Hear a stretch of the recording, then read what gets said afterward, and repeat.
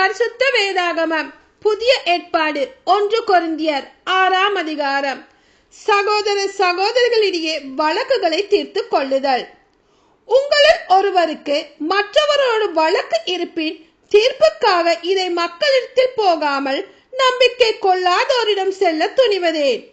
இதை மக்கள் தான் உலகுக்கு தீர்ப்பு அளிப்பவர்கள் என்பது உங்களுக்கு தெரியாதா? உலகுக்கே தீர்ப்பளிக்க போகும் நீங்கள் உங்களிடையே உள்ள சின்னஞ்சிறிய வழக்குகளை தீர்த்து கொள்ள தகுதி அற்றவர்களாகி விட்டீர்களா? வான தூதர்களுக்கும் தீர்ப்பு அளிப்பது நாம் தான் என்பது உங்களுக்கு தெரியாதா?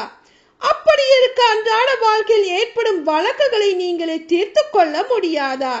அத்தகைய வழக்குகளை தீர்க்க சபையினரால் புறக்கணிக்கப்பட்டோரை நடுவராக அமர்த்துவது எப்படி?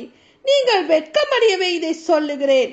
சகோதர சகோதரிகளிடையே உள்ள வழக்குகளை தீர்க்க உங்கள் ஞானம் உள்ளவர் ஒருவர் கூட இல்லையா? சகோதர சகோதரிகள் ஒருவர் மற்றவருக்கு எதிராக வழக்கு தொடரலாமா? அதுவும் நம்பிக்கை கொள்ளாத மக்கள் முன்னிலையிலா? நீங்கள் ஒருவர் மீது மற்றொருவர் வழக்கு தொடருவதே உங்களுக்கு ஒரு தோல்வியாகும். உங்களுக்கு இழைக்கப்பட்ட தீங்கை நீங்கள் பொறுத்து கொள்ள கூடாதா? உங்கள் உடைமைகளை வஞ்சித்து பறிக்கும் போது அதை நீங்கள் கண்டு கொள்ளாமல் இருந்து விடக்கூடாதா? ஆனால் நீங்களே ஒருவருக்கொருவர் தீங்கிழைக்கிறீர்கள், வஞ்சித்து பறிக்கிறீர்கள். அதுவும் சகோதர சகோதரிகளுக்கே இப்படி செய்கிறீர்கள். தீங்கிழைப்போருக்கு இறையாட்சியில் உரிமை இல்லை என்று உங்களுக்கு தெரியாதா? ஏமாந்து போகாதீர்கள்.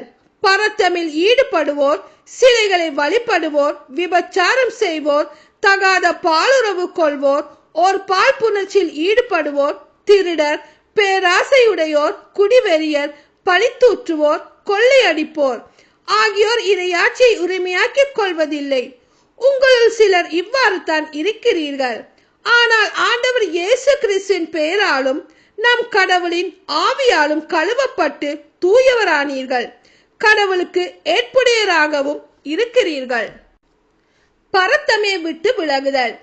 எல்லாவற்றையும் செய்ய எனக்கு உரிமை உண்டு, ஆனால் எல்லாம் நன்மை தரக்கூடியவை அல்ல. எல்லாவற்றையும் செய்ய எனக்கு உரிமை உண்டு, ஆனால் எதற்கும் நான் அடிமையாகிவிட மாட்டேன். வயிற்றுக்கென்றே உணவு, உணவுக்கென்றே வயிறு, இவை இரண்டையுமே கடவுள் அளித்து விடுவார்.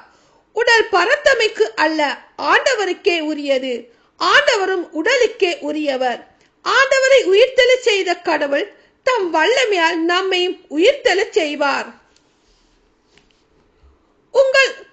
உங்கள் உடல்கள் கிறிஸ்துவின் உறுப்புகள் என்று தெரியாதா?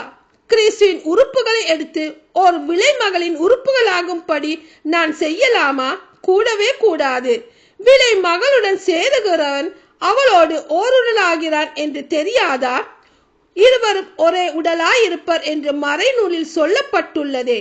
ஆண்டவரோடு சேர்ந்திருப்பவர் அவருடன் உள்ளத்தால் ஒன்றித்திருக்கிறார். எனவே பரத்தமே விட்டு விலகுங்கள். மனிதர் செய்யும் எப்பாவமும் உடலுக்கு புறம்பானது.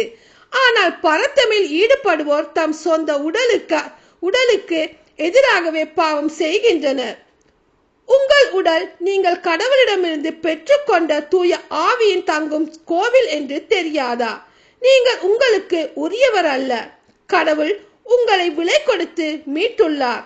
எனவே உங்கள் உடலால் கடவுளுக்கு பெருமை சேருங்கள். ஆமீன்.